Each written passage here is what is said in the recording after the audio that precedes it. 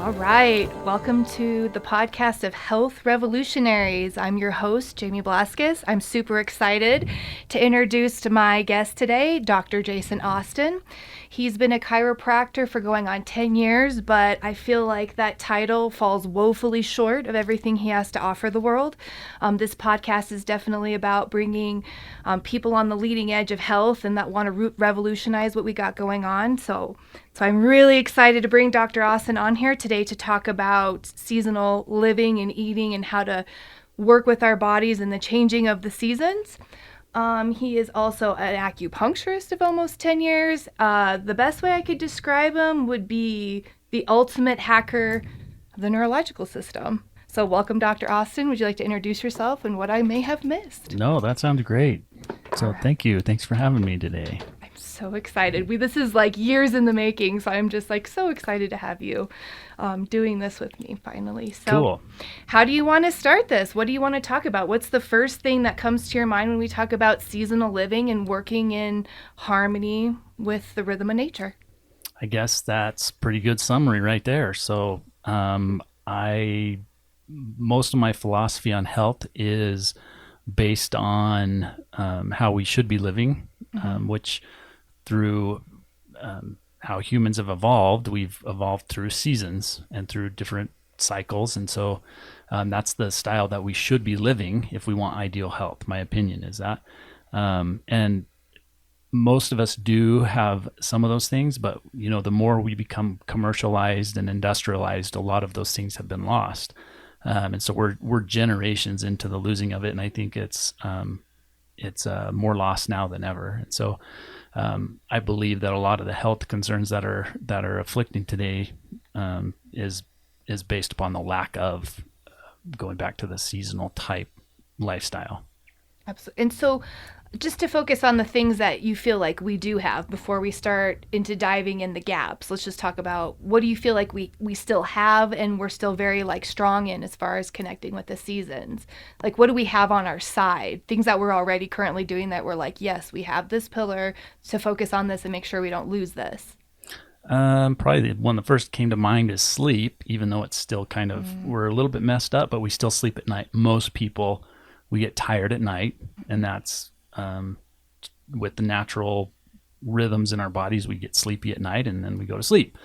There are people that don't because of insomnia or they work at night or whatever, but the transitional zones are the ones that are tough, as we are staying up too late looking at TVs and computers, and so that does affect our sleep cycles. But we still do sleep at night primarily.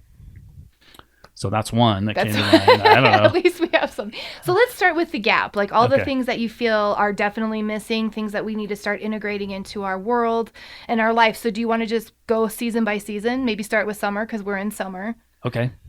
Let's start there. Start with summer. What do we need to be doing? What gaps do we need to be filling? What are we doing that we should be transitioning to better connect to nature? Okay. So being that we're in summer, so I guess the one that is probably the easiest to control would be food. And so, and that's the one we lack the most of is having a balanced diet based upon seasonal eating. And really this is where a lot of my philosophy was developed from. As I was researching and finding the best foods to eat, I was looking at different diets and how they affected people. And I looked at vegetarianism and I looked at veganism and I thought, wow, that's got to be the way to go. And then you read other research that says they're getting sick or they lack these vitamins. And so, we didn't have that 5,000 years ago. So there weren't vegans theoretically. I mean, there was probably a handful of them that do well with just eating vegetables, but primarily humans are not vegetarian all the time. So if you look at it from a seasonal perspective, then you have the summer plants that are available. And so you have the things that are available right now are the things that we should be eating. And it affects us more than just, most people look at diet and they say that's healthy or that's not healthy, but really it's affecting the way that we sleep, the way that we move, the way that our blood carries nutrition, the way that our brains think, which then affects performance at work, during the day if it's sports related. And so foods definitely have a relationship to our performance seasonally. So the foods that we should be currently eating right now would be, because A lot of vegetables. So we're at the end of the summer, so you're looking at like squashes, zucchini, yellow squash. You are approaching like a tree fruit season, so a lot of apples, pears, rock fruits. Those are all in season right now too. what are rock fruits? So like apricots and peaches and plums and things with the big seeds. So versus the beginning of summer. So beginning of summer is when a lot of vegetation starts to come out, and this is spring to summer. And so you're looking at a lot of salads, a lot of leafy green vegetables. Spring, late spring is going to be like kale, spinach, and those things that are kind of cold hardy. And then as you move more into summer, you're looking at the more like the lettuces and those type of vegetables. And So we were talking about, being a vegetarian. So would meat be incorporated during the summer, or would it be better just to kind of lay off it? Because I know in the past we've had conversations about meat and pH, and I don't know if you want to go to that direction right now as well. so eating meat in the summer is basically to keep us from starving to death. So if historically we were hunter-gatherers, that's what we'd be doing. So if an opportunity presented itself for them to kill an animal, they would definitely take it, and they would eat it, and they would love it. But primarily because of how much abundance during the summer is with vegetables and plants, that's what they were seeking after. It was way easier to gather those kind of things rather than go chase an animal down and hunt it. So, and because of the abundance, they didn't need to, primarily, I believe. That's fascinating. And so also too, I know in the summertime the days are going to be longer. You're Correct. going to be exposed to more sunlight. Sunlight is acidic. So there's limited research on this, but I Okay. have found some that suggests, and I would like to believe it, is that based upon what we eat, so primarily kind of digging into like an overall seasonal thing and how it relates to meat, we should be primarily eating meat in the wintertime. So meat and wheat are your primary acidifiers. So looking at pH, they're the ones that cause us more acidity in our bodies, which is like a bad thing because we all eat a ton of bread and we eat a ton of meat. And so all year long, we're super acidic. And so in the wintertime, that's when we would primarily eat those things.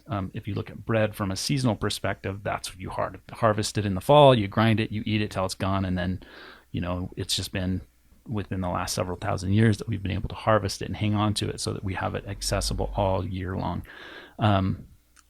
But as far as temperature goes, there's limited research that suggests that being cold actually raises your alkalinity, raises your pH, so you're more alkaline. So if you look at it in contrast to what you eat, the meat and the wheat in the wintertime, you're primarily more cold, then you're going to be more of a balanced pH. In the summertime, heat is acidifying. And so if you're eating a lot of plant-based foods, which are alkalizing, then you're going to have more balance. Now, looking at from like a worldview, you have like the, living in Alaska or, Santa Claus on the North Pole. He probably eats a ton of meat and is totally fine with it, with the pH. Same thing with the people in the jungle, right along the equator, is that they're going to primarily have more abundance of plant-based matter. And so they're going to have a higher pH, and they don't need to hunt meat. They will hunt meat, they will hunt sometimes, but just the abundance, they don't need to. So for people that don't understand about like pH and, alkaline and acidity, can you just kind of speak a little bit about that, like why it's important to keep pH and like why we're even talking about pH right now? So pH, I guess in summary, as far as it affects our health, bacteria, virus, cancer, yeast, they all thrive in an acidic environment.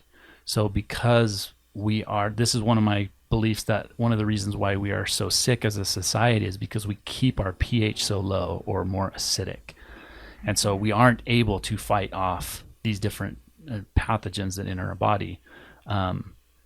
That's the biggest reason for pH. But also pH is affected or has a relationship with our lymphatic system and how our muscles react. So where I was introduced to this idea of pH and how it affects the muscles is as an early chiropractor, I would try to adjust somebody and they would not move. Like I could feel the tension, so like significant tension in the muscles, and you could feel that it wasn't going to move.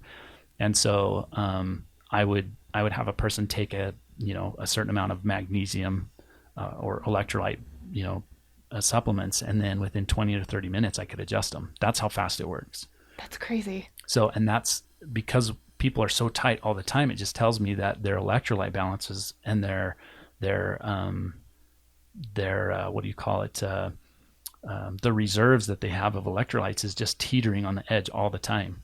And so when people come in and they're extremely tight, I can try to adjust them. Sometimes I can, sometimes I can't, but I always suggest that they get more water, get more electrolytes, get more minerals, and that will always help them. And in probably 50% of the cases of the people that I treat, if they just did that alone, they wouldn't need to see me.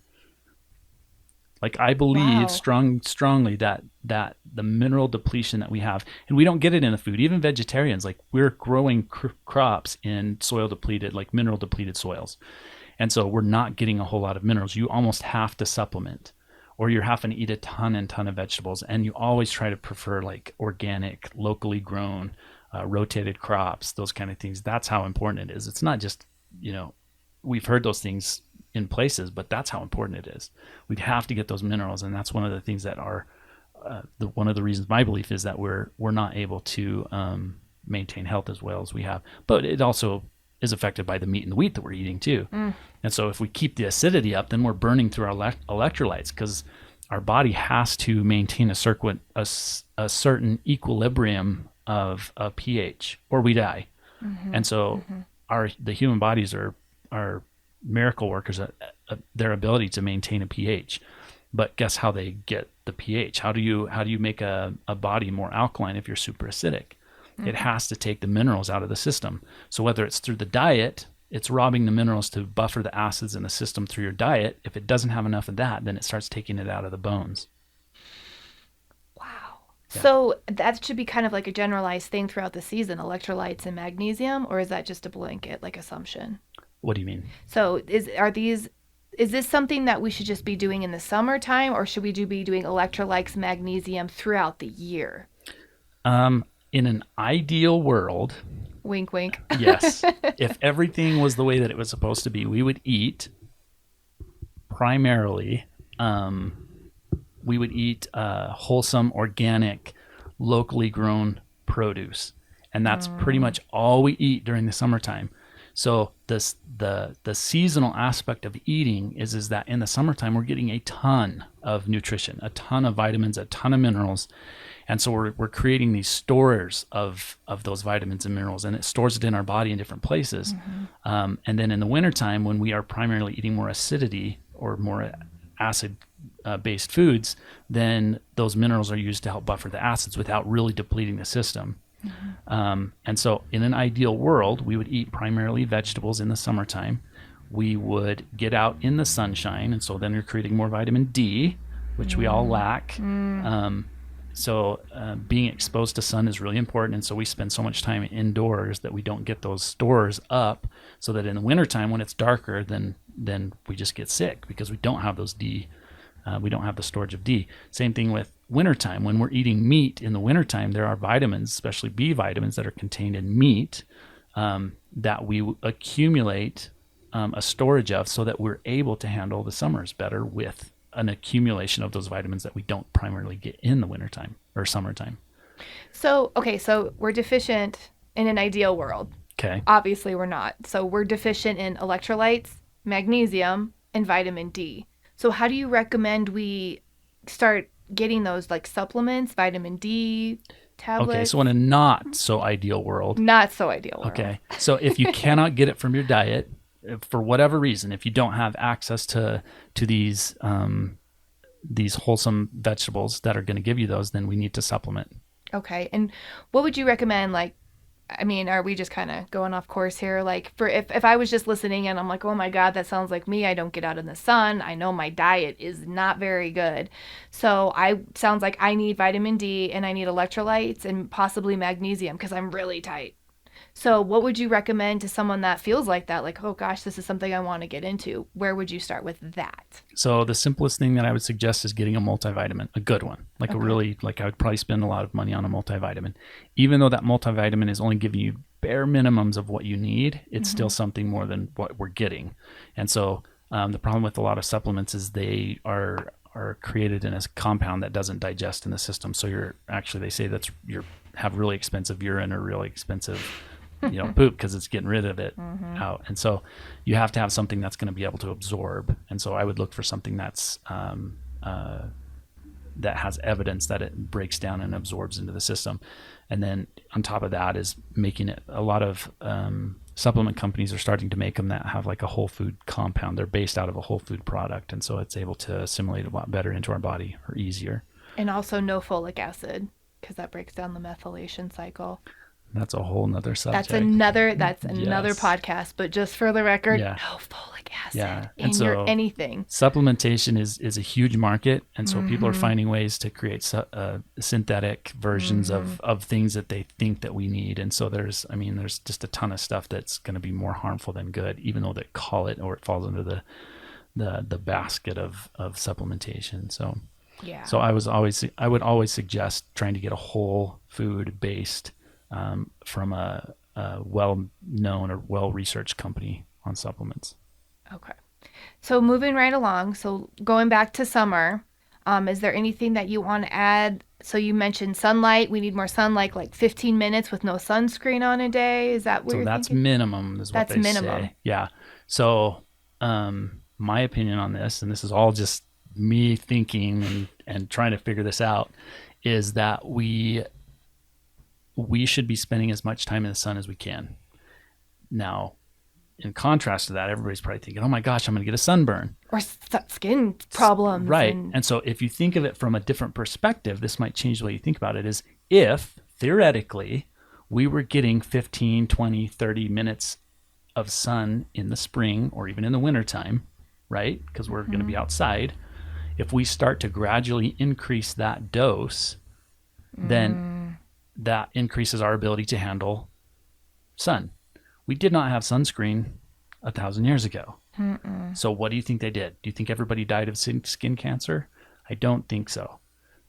So there may have been a handful, sure, but I think primarily with us being very acidic all the time, disease is able to go rampant in our body, and then it expounds the problem by not having the right dosage of sunlight. so that would be my interpretation of what you just said, is like skin cancer is a secondary problem. Absolutely.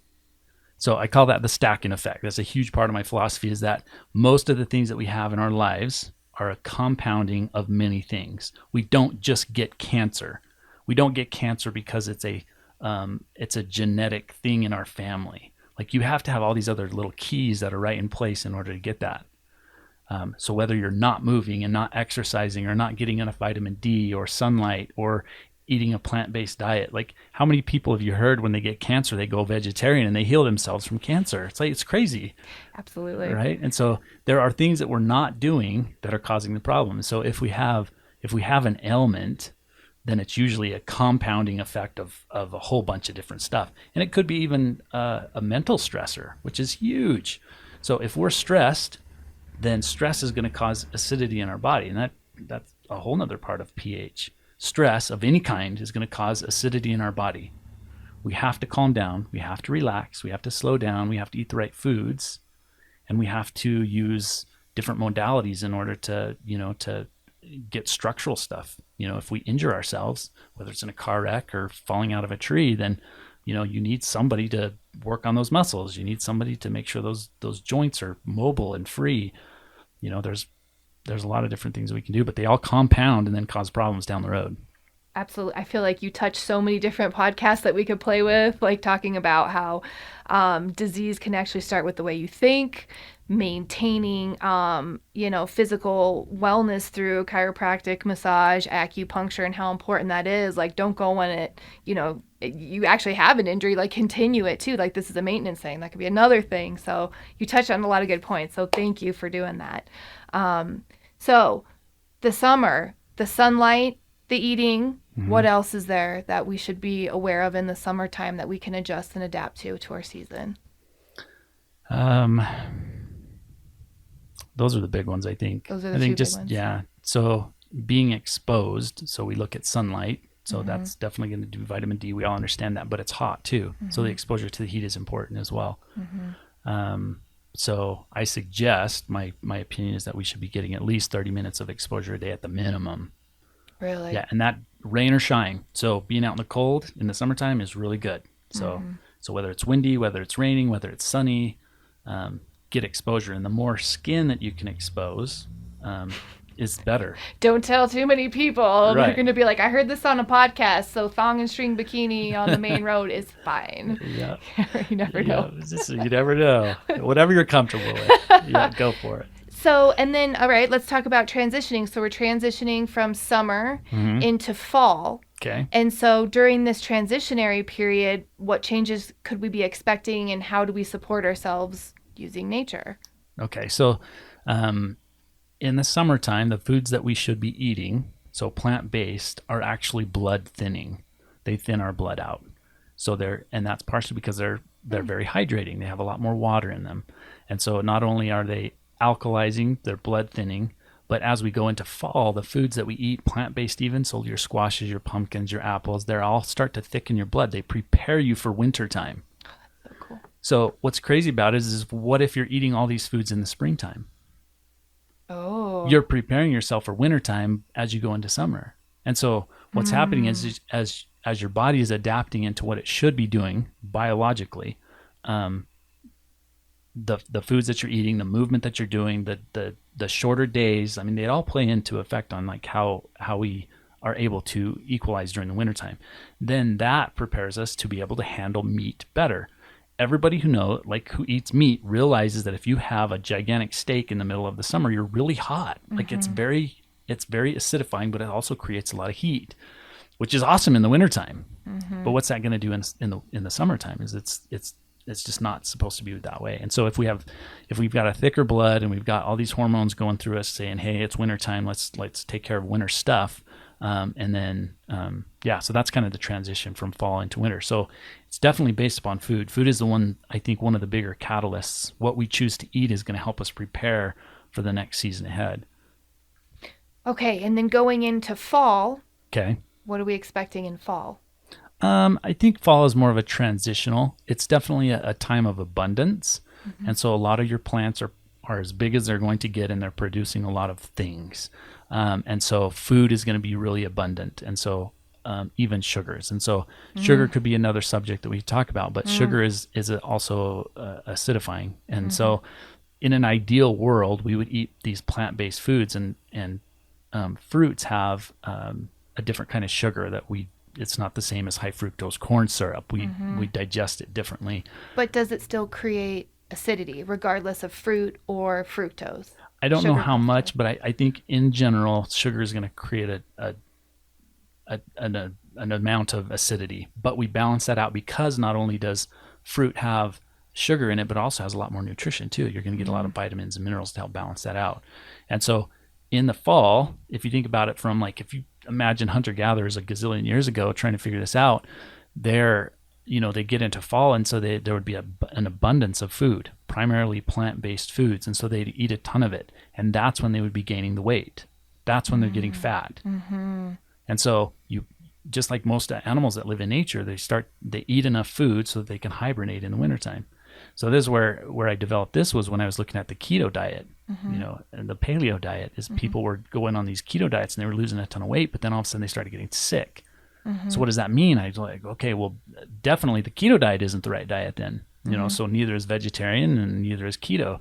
So then as I started looking at the research and trying to figure out what was going on, and then I realized that seasonal stuff was going on. And then, so keto, like in the winter, that's when we're eating meat. Like, okay, so people that do keto in the spring and the summer, what's happening? That's when they're getting sick, ironically, right? Can you touch on the keto diet for people that are like, I've never heard that in my life. What the heck is keto? So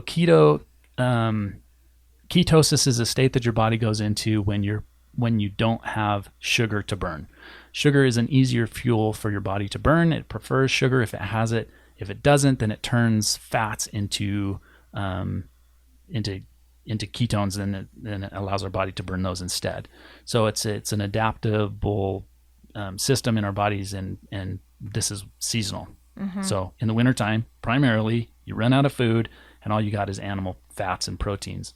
So in the wintertime, you're eating meat and fat, and you're fasting a ton. And so by the spring, you've lost all your weight, and then and then you're eating a lot of your leafy greens, which purify your blood, start thinning your blood and relieving the toxins out, and you're eliminating all the toxins that built up through a keto-based diet.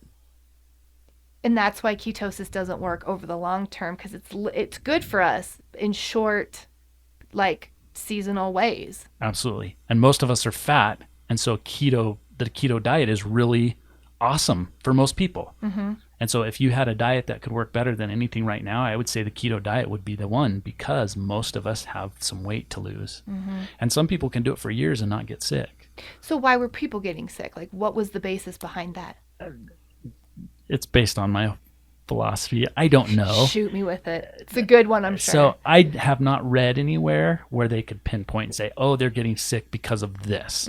So with this philosophy that I have, it's I believe that they were getting sick probably in the summertime or the springtime when our body starts to create more heat. And so they're eating a ton of bacon and a ton of steak and a ton of coconut oil, and they're just eating that. And so you've got these dirty keto, which most people probably do. It's not a clean keto. And so you're eating just a ton of meat, and they're like, I don't care where it comes from, just give me meat. And so that's what most people eat. And so you're getting super acidic, and so you get sick. You're going to get sick. That's interesting. It'd be really interesting to do a study from that perspective. Like, when did this happen? Why is this happening? And then the other diet you spoke about, other than keto, the paleo diet. Paleo diet. Yeah. Can you just kind of summarize and touch on that? Like, what is the paleo diet? Paleo diet got popular a little bit before the keto diet, and I think it's based upon the same thing. It's just higher fats. Okay. Try to decrease sugars, increase fats and proteins, and then and the body starts to shed weight. Got it. Okay. So we're transitioning from fall is really a transition in a time of abundance. The days are getting shorter. And that means what to the body?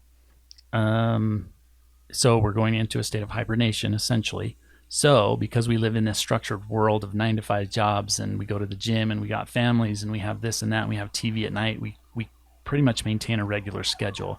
But in the wintertime, we should be sleeping more. So we should be waking and sleeping with the sun, primarily. And like, that's not a rule. It's a suggestion, because we need more rest.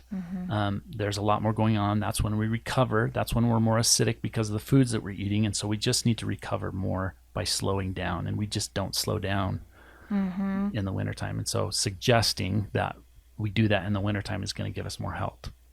Definitely. Even in our own homes, like at night, like dimming lights and things like that. And then if we're going to start talking about light and days getting shorter, we're going to cover hormones. And I feel like we kind of miss this a little bit. The different hormones that are happening within our bodies during these seasons. So in summer, what hormones, what's going on during that time? So I guess there's a lot of things going on. Okay. So, I mean, there's a ton. So there's all the different systems are based upon seasonal. So like, women know their cycles are based upon the moon cycle, right? That's a hormone thing. That's the ebb and the flow of a monthly cycle. You've got the circadian rhythms. You've got daily cycles that are happening. You've got cortisol levels that go up super early in the morning. So that's a hormone.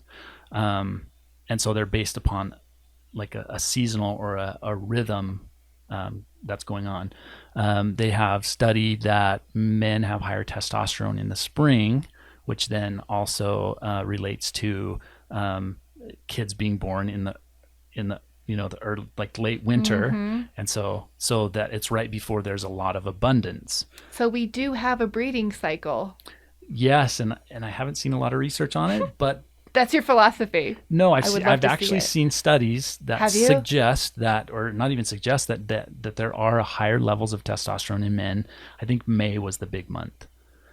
That's so interesting. So which would make babies being born in the early spring, which is right before there's abundance, and so probably the survivability of infants was higher during that time.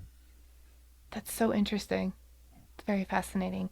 Okay, moving into winter. Okay. Now what's going on? We're obviously days are short, it's cold, we're slowing down, probably a little, let's be realistic, a little bit more reliant on coffee mornings. Right on. Yep.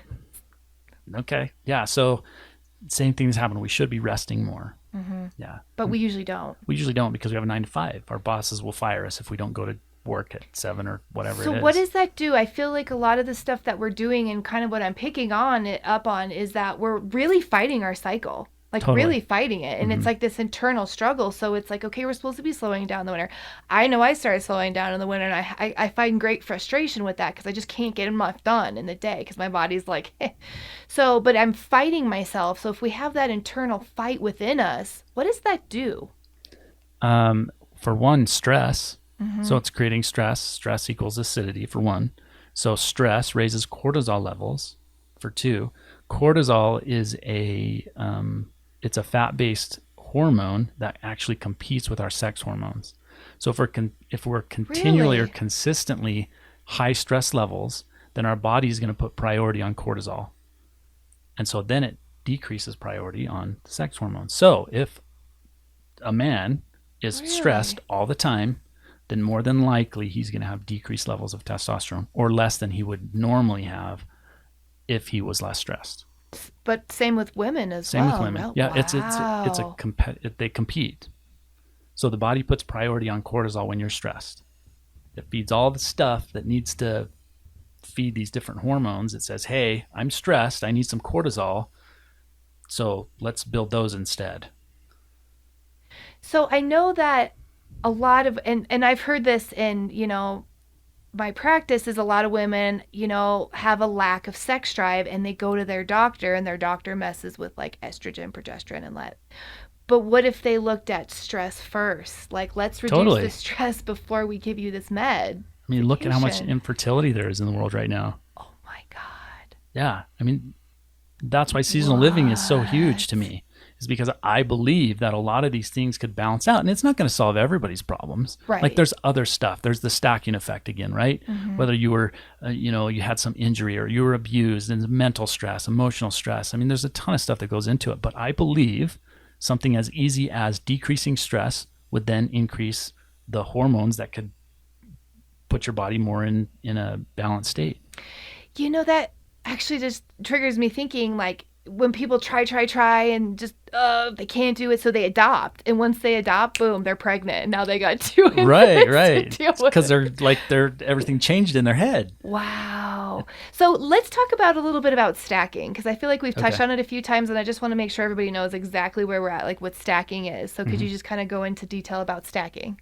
Okay, so the concept came to me when I would see people come in and they're like, "Hey, I've got this going on and this going on," and so I'd start to backtrack. I'd find out what their story was, and I would find that there was a bunch of things that were going on, and so that's when I came up with the idea of the stacking effect. It's a positive and a negative. We are who we are right now. We are the accumulation of all the events that have happened in our life, right? That makes sense. The way that we think is the accumulation of all of our thoughts that have happened throughout our whole life.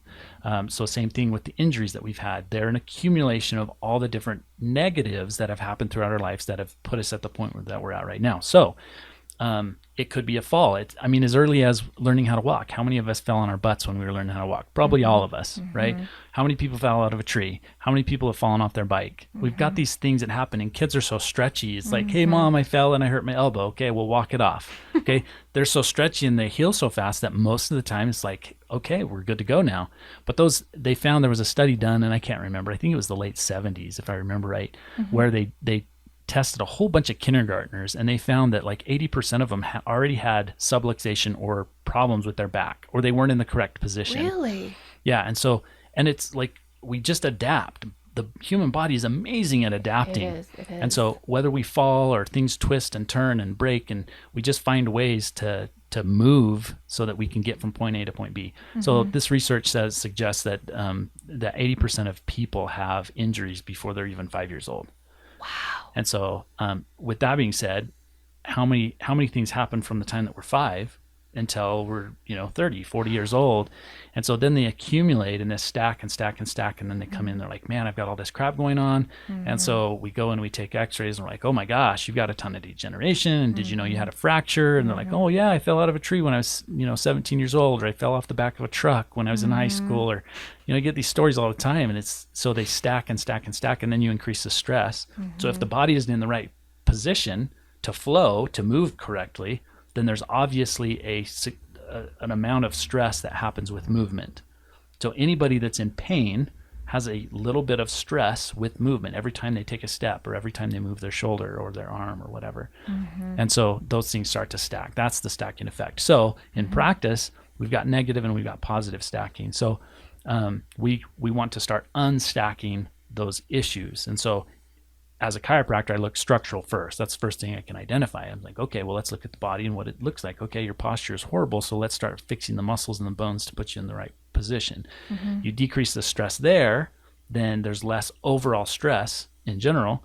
And so then you can start working on something else, like the diet or the mental stress or whatever. And so you start to decrease or unstack what caused the stack, or what caused the problem in the first place. And so you're talking about positive and negative stacking. So I feel like we've talked a lot about. Ooh, what was that? I don't know. Let's start this over.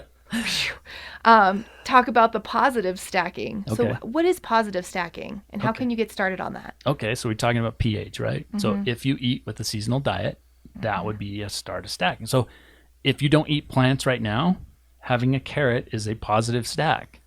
So we can start with the basics, So if you don't eat very well right now, so start by eating an apple. That's your number one step. Which is so funny, because they would say an apple a day keeps the doctor away, and literally it does. It's part of the stack. Go figure. Yep. And so the more the more things that you add, you try to, as you stack, you try to create momentum, or you create more power through momentum and accumulation. So the more accumulation in a positive direction you go, the more health you're going to have, and the more vibrancy, and the more the mental wellness you're going to have. And so. And I feel like I'm zigzagging, because I want to go back to what you were saying about falling out of a tree and all these, things that occur to us when we're kids. I encounter that a lot too. And I feel like the body always remembers what happened. And so, you might have gotten a fracture falling out of a tree, but now your body's moving around pain and creating modified movements. And so that's going to create problems within the body. And so by the time, you're moving around all these injuries and doing all these things and these movement patterns that no longer suit you, and then they come to us and it's like, why does my left shoulder hurt? And you're like, I don't know where to start. You tell me, because the body remembers everything. And so I just want an awareness about that, because I feel like in general, not many people even understand that about the body. So just a little side soapbox. Right on. Okay, moving along. Cool. Winter. Okay. Do you feel like we fully described winter? Is there anything you feel like we missed? Cold exposure. Oh, that's like our favorite thing. Dude, pound it, jam. Right on. Cold exposure, hit it. So, you got it. Just like we talked about getting sunlight in the summertime, so we need to get cold exposure in the wintertime. So, and there is a biological need for it. We love to be in from 68 degrees to 72 degrees. If we could be in that little range right there, everybody would just be happy. So we're comfortable. We're super, super comfortable. And so as we go out into the cold, we're like, oh my gosh, I don't like being uncomfortable. I need to go get my jacket, or I need to go in the house, or I need to go in my car. Hurry, turn on the heater. And so we want to be comfortable. And so that's the problem right there, is that we're afraid to be uncomfortable. We're afraid to go through pain. And so if, just like going out in the sun, if you were to not be in the sun and then you go out and you spend all day in the sun, you're going to get a sunburn. Same thing if you go out in the wintertime and you stay all day in the middle of the winter without a coat on, you're going to get cold. You'll probably freeze to death, depending on where you're at. So it's small doses of noxious stimulus. So this is called hormesis. And talk about hormesis for people that are like, what did you just say? Okay, so what is hormesis? Hormesis is small noxious stimulus in order to create modification or strength or growth or so like lifting weights, that's an easy one. Exercise is an easy one to comprehend. So small doses of exercise make us stronger. The end, right? Same thing that happens with exposure. So summertime. So if we start out with 5 minutes in the sun, tomorrow we go 6, the next day we go 7, then over time our body's ability to, or we adapt into these abilities to go long periods of time in that exposure. Same thing happens with the cold. And so that's something that I've been playing with for probably 4 years now. We got Jamie here. She's doing it pretty hardcore now. He got me into it. Like when I'll be honest with you, the first time he started sending me these videos of him breaking ice in our local lake and getting down to I was like, this guy, his cheese has slid off his cracker. This is like crazy. And I'm going to go hiking on like the tallest place in Arizona in the middle of winter, just wearing runner shorts. And were you even wearing shoes? I don't even know. I had boots on, yeah. Oh, he had boots on, yes, which I'm shocked, honestly. And he's sending me this picture. I'm like, oh my God, what is going? This guy has lost his mind. And then the next winter I got into it, and I am just like addicted to the cold, which is it's just a game changer. So powerful. Yes. Yeah, and again, it's being comfortable. Like if most people, if you say, hey, do you want to come and get in this ice bath with me? They're like, hell no, I'm not going to get it. Yeah, what the heck would you do that for? Like, even if you explain all these things to them, they're like, yeah, not happening. Even though I can see or I can hear the benefits of it, I'm still not going to do it. And so, but just from my own experience of it, the body's ability to create heat is like significantly increased. So if you're creating heat, then you're burning calories. And so if you want to look at it from like a weight loss perspective, then you're burning more fat during the wintertime, the more exposure you get into cold. The colder you get, the more your body turns on heat mode. And so you want to do it in small doses again, so you don't want to take yourself to a high level of stress. So anytime you give yourself a noxious stimulus, you can give it too much so that it creates you want it just enough so that your body's ability to adapt into strength from it happens relatively quickly. Touch on what is a noxious stimulant, because I don't know if everyone knows. Obnoxious, everybody knows what obnoxious means. Yes, we do. So noxious means like a negative stimulus, like something that is uncomfortable. And so adding those, so as we go and get more of those, then we create more of a strength into that type of stimulus. So with the ice exposure or cold exposure, your body turns on, there's these God, I can't remember the word off the top of my head. There's a hormone in the body that when exposed to cold, it actually turns on in the fat cell. Oh, I know what you're talking about. I just listened to. Anyway, so it releases fat. So your body's ability to release fat is increased. So research suggests that it's about 300 to 400% increase in metabolism when you go into an ice bath. Like that is insane to me. So that means theoretically, that means you're burning 300 to 400% more calories per day by having a dose of cold. For 2 minutes. For 2 minutes. 2 minutes in the cold water. And you can literally burn so many calories where, you'd be dying on a treadmill for God knows how long for what you can burn with 2 minutes in the cold water. Just sit down and burn some calories. Oh my gosh. What if you were to like play with the keto diet on top of cold water? Would that be pretty? I did that. And did that? I did that. I did not know that. Talk to me about that. So 2 years ago, that's what I was doing. I was doing the keto diet. So I was eating primarily fats and meats and proteins and then adding the cold water. And I lost weight so fast. Did you really? So I only did it for, I think it was like 4 weeks, but it was significant. How much weight did you lose? I think it was like 15 or 20 pounds in a month. Yeah.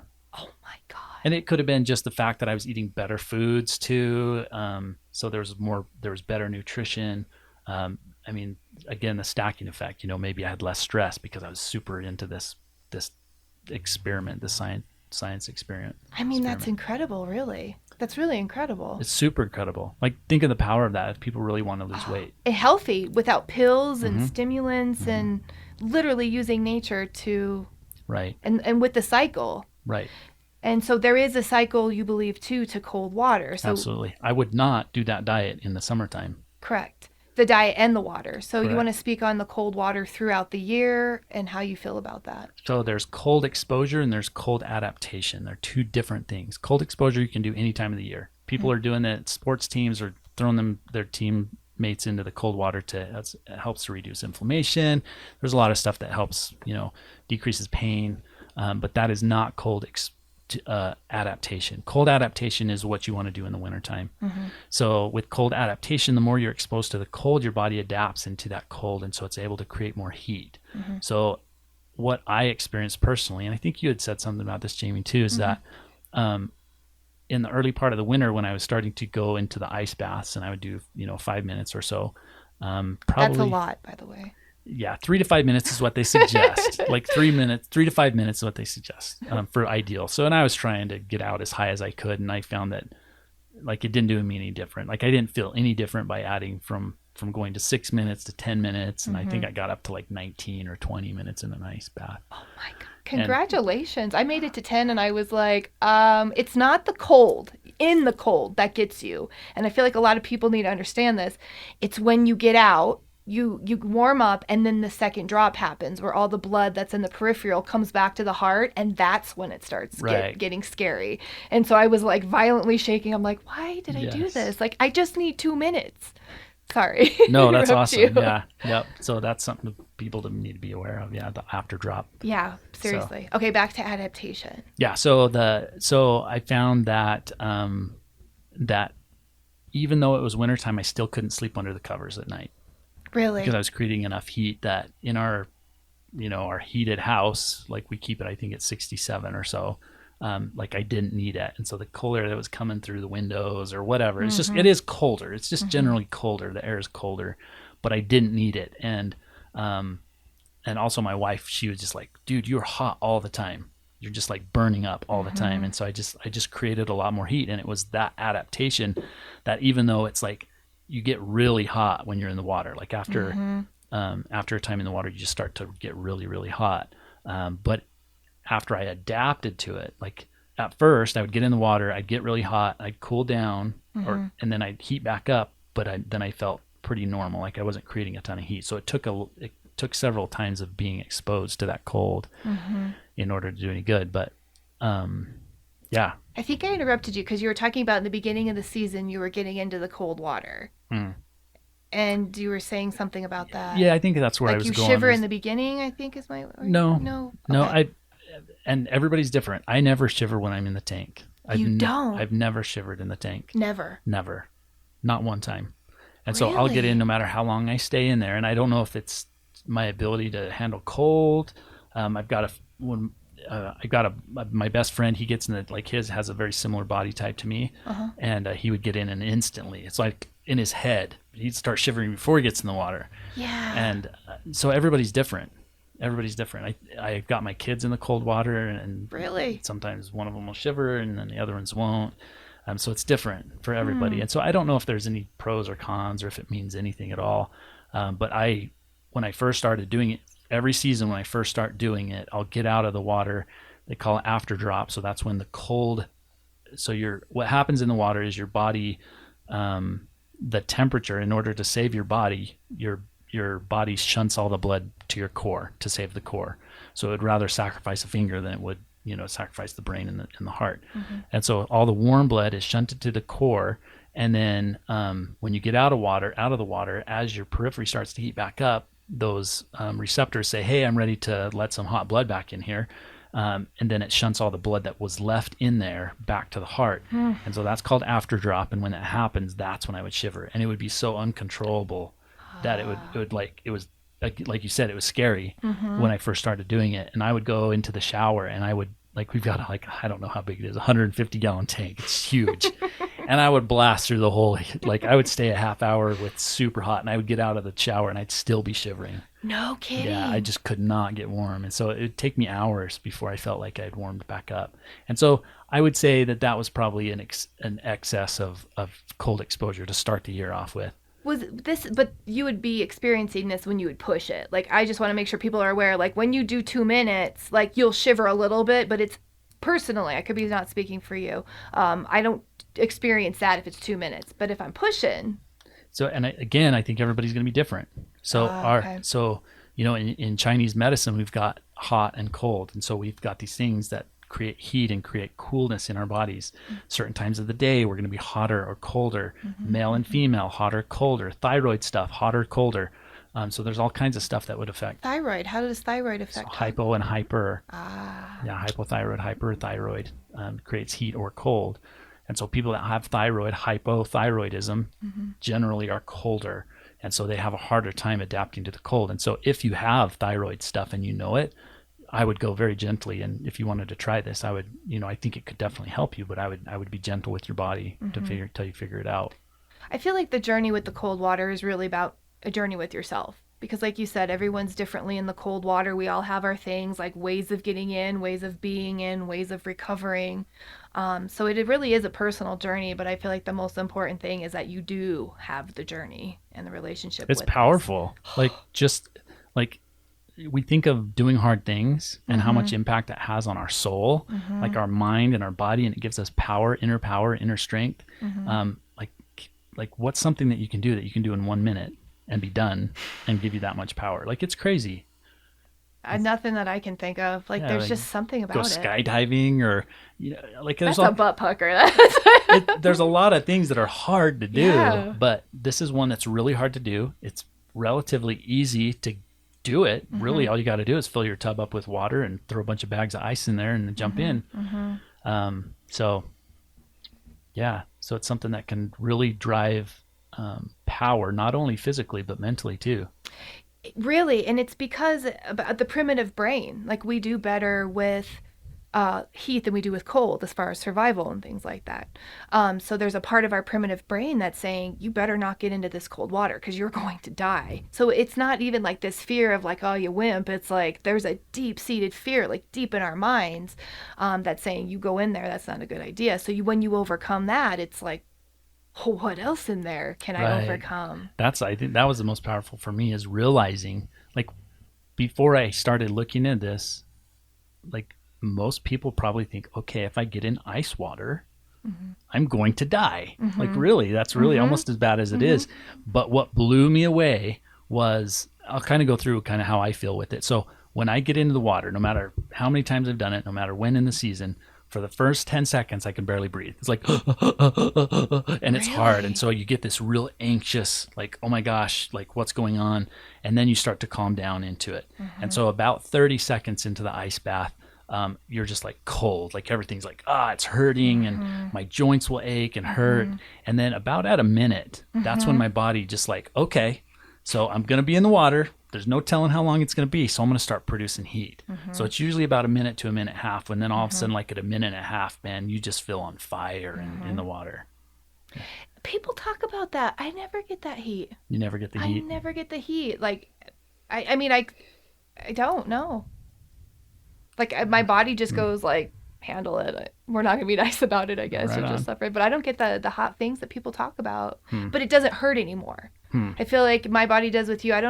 I think I do. You get that initial panic, and then it feels like rubber band snapping all over your body. Right? Yeah, okay. That's like the best way I can describe it. Yeah, that's a great way to... Like, you just getting snapped everywhere, and it's like, and then skin pain. It's like toothpicks everywhere. Yeah, like just like snap everywhere for like 30 seconds, and if you could just breathe through it, then the body is like, okay, and it finds its own rhythm, and it's like, and then you just feel like a badass. I guess, like a warrior, you know what I mean? Like, I just did that. And then it's just a matter of just hanging out there for like another minute and a half, and you're done. And then afterwards, it's like so mentally empowering. I mean, don't get me wrong, you get the physical benefits of like the lymphatic being flushed, the red blood cell flush, immune system elevated, brain clarity, stress reduced, toning the vagus nerve.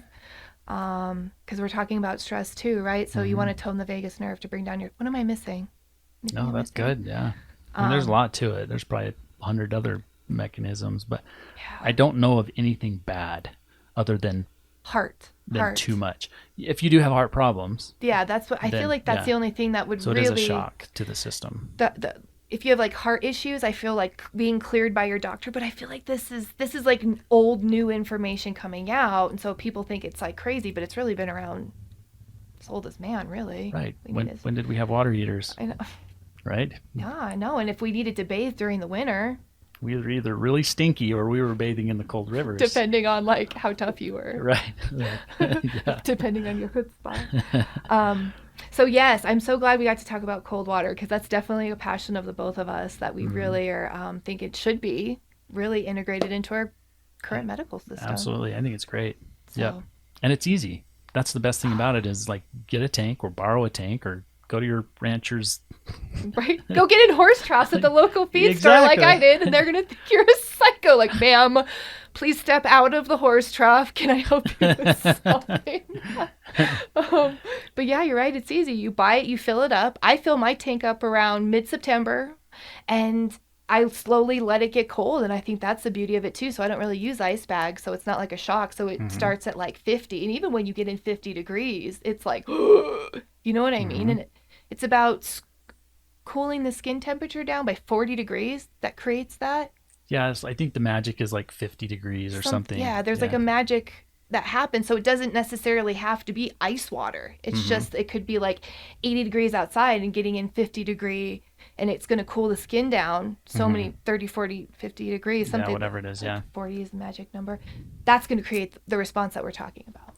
Yeah, and you can do this anywhere. So my in-laws are down in Phoenix, and during the wintertime, they think I'm absolutely insane because I go swim in their pool, and I'm thinking, oh my gosh, this is like 52 degrees in here. This is so dumb. But yeah, and they think I'm absolutely cold insane. Water snobs now, like, right. oh. Psh. Yeah, but that just says you can do it in Phoenix. Like, get a horse tank, a horse trough, throw it out in your yard in the middle of Phoenix, and probably by October, November, it's going to be cooling off pretty significantly. So yeah, and even like, so going and getting my in-laws pool, I'm thinking even into probably May, it's still like it's colder than the air for sure. My wife won't even get in until after May. Really? So it's too cold for her. So anyways. So yeah. Do it anywhere. We can do that, especially in the wintertime. Yep. And here, so I would get into my horse trough and I would have to break the ice every time. And so usually in the middle of the winter, I broke so much ice that I can't get under it anymore. So we've got, I don't know, what is it? It's like 4 feet tall. I'd say probably less even, maybe 30 inches or so. But there's times where it's like 4, 5, 6 inches thick and I'll break it through. I have a pitchfork that I'll just break the ice through and I'll stack it on top of one end and then I'll slide in on the other side. And there was times where I couldn't slide in because the ice was so thick my knees couldn't quite get under the tank. So I just have to tell a story about you right now. It's like one of my most favorite stories about you. So there was a morning and it was like below zero by like I don't know how many degrees, enough for me to be like, I don't think it's a good idea to be getting in the water at this point in time. It would probably be dangerous, like, you know.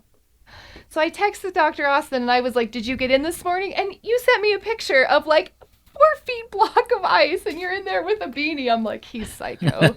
He's psycho. Dang. Well, at least one of us did because I'm not getting in because it was like below 10. Oh, really? And you're out there. I don't remember, but it was like a morning that caught my attention where I was like, it's probably dangerous to do this. And that's why I was like, did you do it? Of course you did. But like, I mean, look at those guys in Scandinavia, you know. They're like, they get their chainsaws that are like a 20-inch blade. They're cutting into lakes. And, oh, I know. And they just jump in, man. They don't even, those guys. Those are the masters right there. We got to do that. It's like my dream to go to Norway, cut the ice under the Aurora Borealis. Oh, that would be sweet. When I do it, eventually I'm going to do it. It's probably going to make me cry. I'm gonna Anyways. Back to cold water. What else should we add to cold water education? Do what you can. So you start with doing cold baths, cold showers. So that's where I started. Just turn it as cold as you can. If you can't handle it on your body, then just put your legs in it, put your arms in it. Even do your face. So just fill up the sink full of colder water, and that's where you start. Can we talk about that, the face first? So that's how I started, is I would put my face into the cold water and let it hit me. Of course, like, don't waterboard yourself if you're going to do this, but like leave enough space for, cover my butt, right? You don't know what people do these days.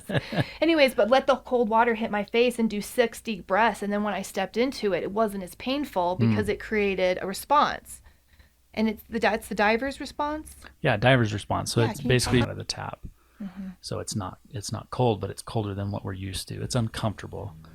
But in the wintertime, it's cold enough to not be frozen. Otherwise, the pipes would be frozen. But it's cold enough to like kind of take your breath away. So That's that's where I was going to go with this. Brown fat.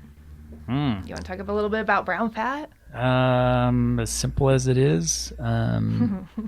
So brown fat, babies have it when they're born. It's basically a fat cell that has mitochondria in it. And so they're able to they have a metabolism. It's a fat cell with a metabolism. So it's actually a better fat to have. So you actually can grow brown fat by being more adapted to the cold.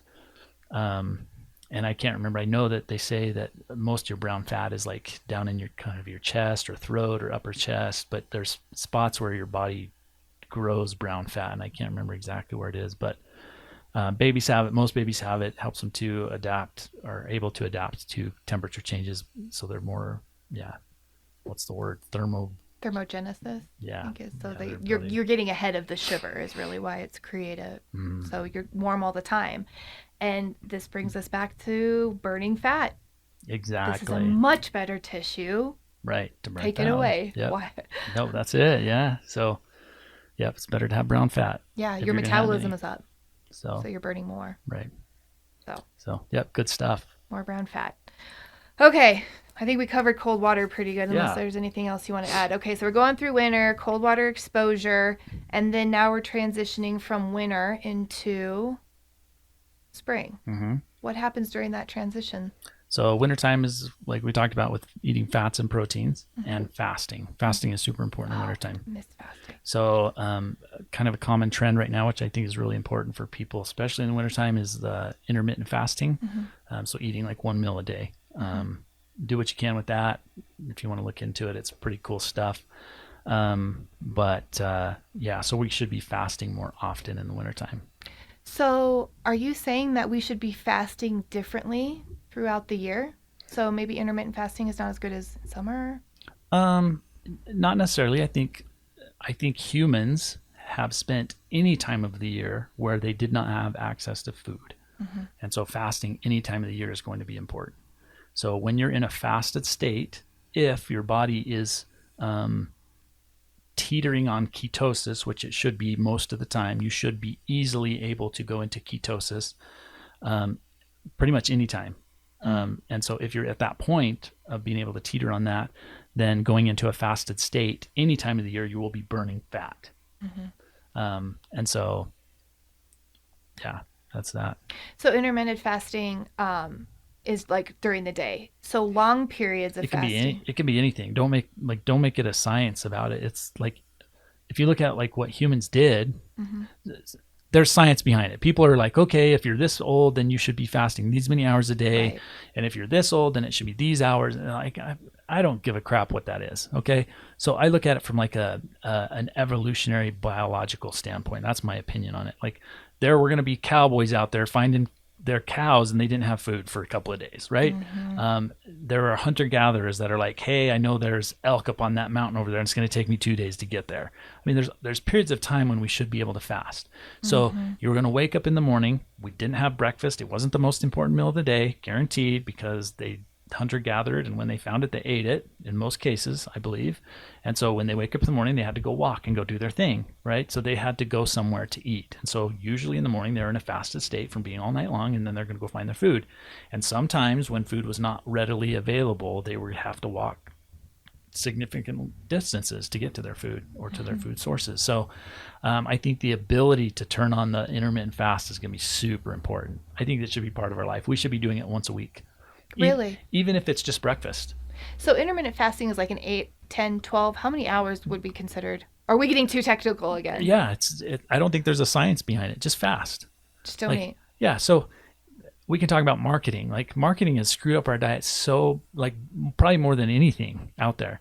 It's because Really? you had, and I don't know who it is. Was it General Mills or somebody? They're the ones that started this thing with like, breakfast is the most important meal of the day. And so we're convinced that that's where we get all of our brain power from.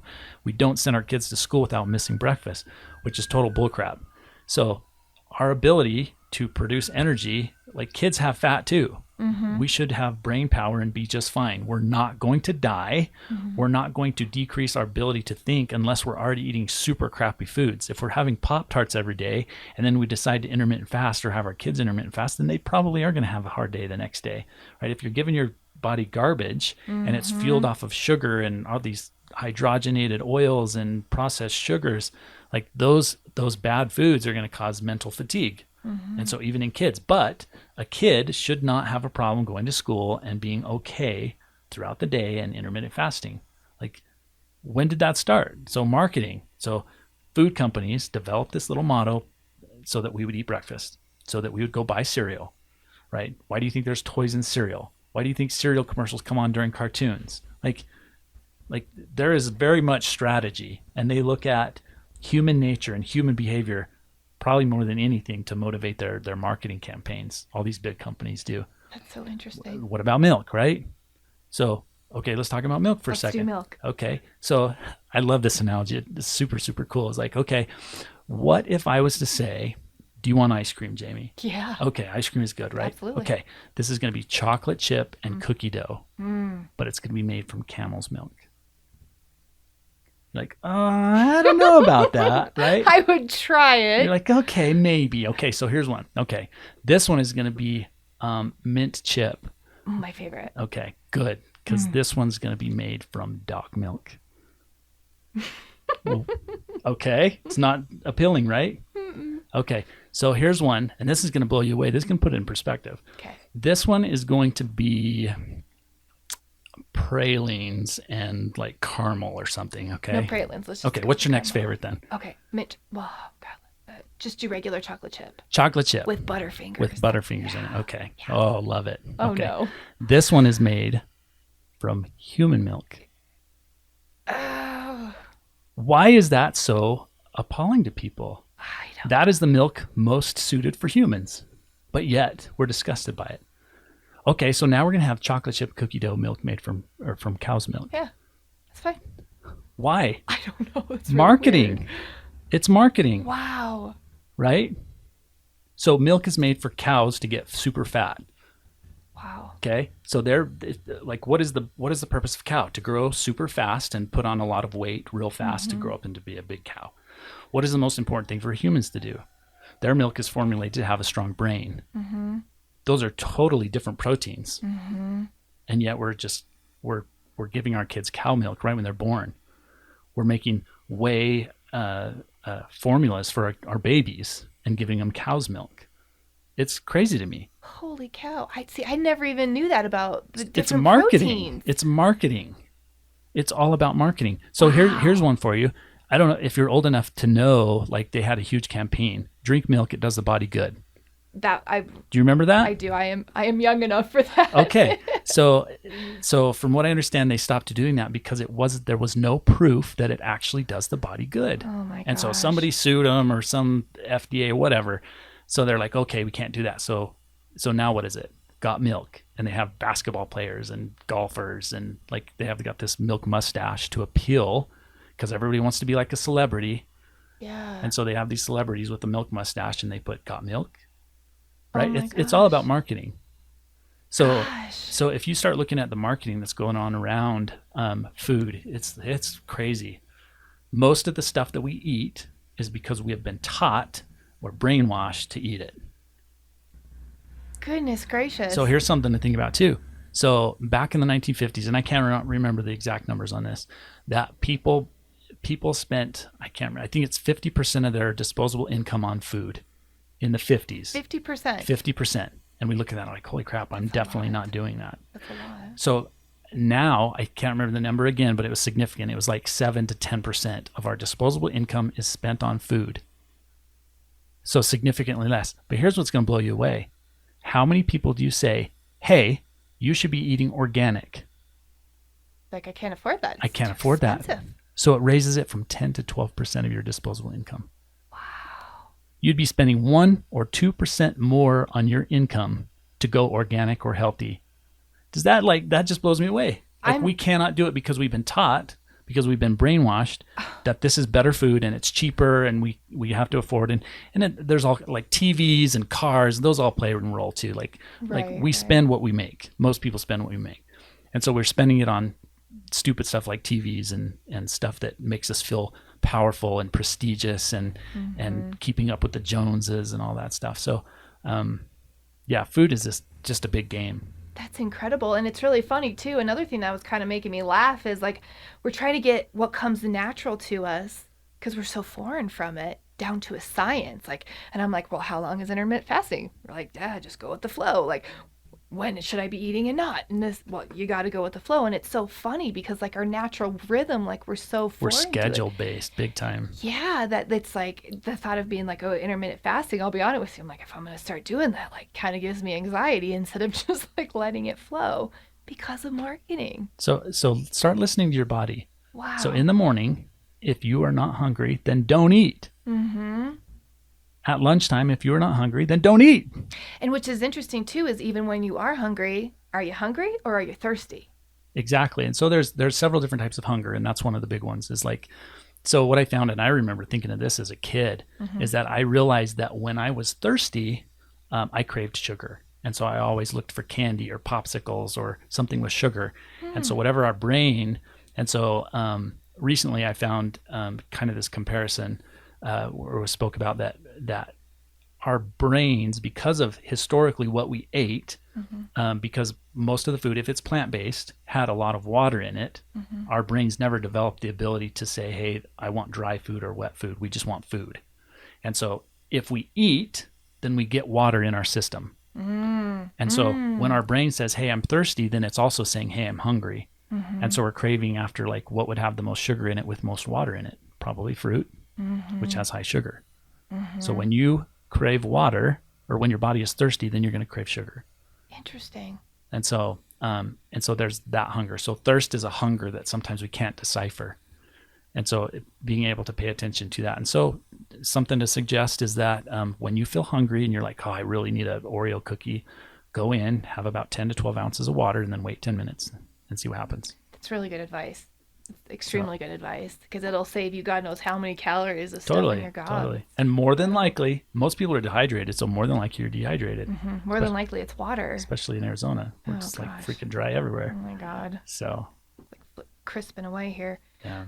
Okay. So how do we get on that tangent? That was a good one. I don't know. Oh, that marketing thing. Yeah, marketing, man. It's what runs the world. It's for crazy. Sure in the U.S. Yeah, U.S. Our minds are totally trained. It's just wild how marketing has completely like overrun our natural ability to like decipher things within ourselves. All the thoughts that we think are our own are not our own. Oh my gosh, They've you're been going conditioned. down this. Yeah, we've been conditioned big time. Wow. So if you start looking at it and questioning everything you think of, like, well, why do I think that way? Why do I think I have to have breakfast in the morning? Like, so stop. So once you identify it and say, okay, well, it's not a real rule. Somebody created that rule for me, and I just like believed it for all these years. So look at it, and if you have to have a basis on your philosophy, like what is real and what is not. And so I'm telling you right now, like if we're able to go into ketosis, most of us are so fat that we could probably live for 2 weeks without even having a meal and be totally okay. Like really? Yeah, and I can't remember the exact number. It's like 10,000 calories or something, or 100,000. I don't remember, of fat on most people's bodies. And if you're eating 2,000 calories per day to sustain life, like how many days could you go without eating, theoretically? If we are keto adapted, if our body's able to turn on ketosis, then we should, like theoretically, we would have that urge, like hunger episodes, but we wouldn't have to eat. That's interesting. Yeah, it's crazy. We're so sugar adapted that going into ketosis is hard. It's so hard. Even when you go into ketosis, even if you've been in ketosis for months, your body says, hey, if sugar is there, I got to take it. And that's evolutionary. Like if you just killed a buffalo and you just had a big old giant steak, right? And you're walking home with this giant buffalo on your back, and you ran across a patch of berries, you're going to stop and eat them. I guarantee it. Oh yeah. Right. And so we crave sugar. And it's a quicker energy, and so you're playing with biological processes that are so powerful. Can you speak on that a little bit? I feel like you're just helping my soul a little bit because I have a sugar addiction so bad. It's like my one thing that like really drives me nuts. Like I feel like I get a lot of things under control and I can do these incredible things, but I'm like I can't with the Oreos or the mint chocolate chip cow crap. Ugh, never gonna look at ice cream the same again. Can you speak a little bit on that with the sugar addiction, how we're naturally, and how maybe we can overcome that? So overcome it, I don't know, because it's deeply ingrained. It's a quick way to get energy. And so if you're looking at like high fructose corn syrup or processed sugars, actually goes into our blood system super fast. And so our body knows, it realizes like, hey, I'm going to go walking. I need the energy. But if we don't burn that sugar off within a certain amount of time, then the body's like, well, I've got all these extra calories floating around in my blood. What am I going to do? And sugar is put on your belly, primarily bellies and hips. So, so as far as sugar goes, you just have to be conscious of it. And my opinion is, I don't think it's a battle that you can win. It's just it's a consciousness that you have to stay in. Like pick your poison. Yeah. It's like, hey, I understand that sugar is bad for me. And so I can't keep it in my world. And like, if it's around you, some people can't take that. Yeah. So it's stay away from it. Yeah. So everybody's battle is going to be different. And it's also what you've taught as a kid too. So the rules that we've created as kids, revolving around sugar is often what we believe as an adult. And usually treats are associated with pleasure and awesome times. Well, yeah, even sugar, when you eat it, doesn't it release dopamine like chocolate? I think so, yeah. Oh, yeah. That's why I'm like, chocolate. It's a problem. And that's why I'm like getting so frustrated and hearing you just say that now. I'm like, oh my God, okay, maybe it's not, you know what I mean? Because I was getting so frustrated. Like it's like, I feel like you just have a little bit and the body's like, and it's just no stopping it. So probably the most important thing that you can do that I know of is to realize how your body feels before and after. Once you're conscious of it and you're just like, oh, I feel that way after I eat this food and I don't like it. Or if you have something that's a treat or has an emotional component, like I always ate spaghetti at my grandma's house and she always made me eat seconds because I loved it, right? And so if you identify these emotional components to it, then you can say, that's why. So it's an emotional thing, or it's related to this event or this emotion, then you don't need it.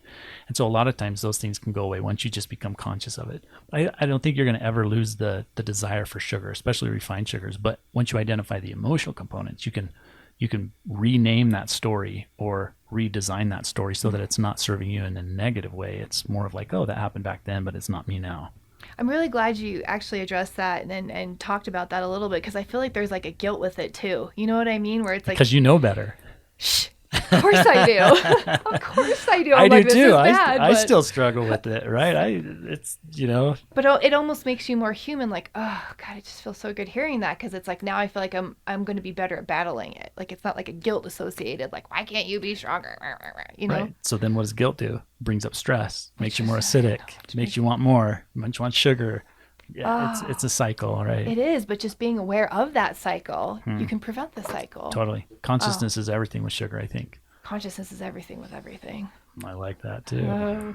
Okay, so where are we in all this seasonal stuff? We're in the transition from winter into spring, right? Is that where we were? Okay, and then during spring, what happens in the body during spring? Spring is a purifying time. That's when you're going to get a lot of your dark greens. So there are different chemicals that are made in a plant when it is a new shoot. Usually they're more bitter, and that's to prevent insects from eating them.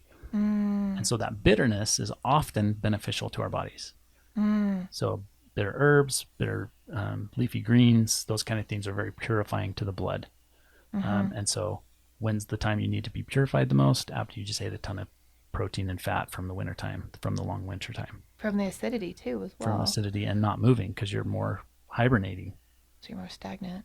Yeah. Interesting. Okay. And then thinning the blood, I think you stated that earlier, that it gets you ready for summer. Right. Correct. Okay. So spring, and now we're back into summer again. Back into summer. We've gone full circle.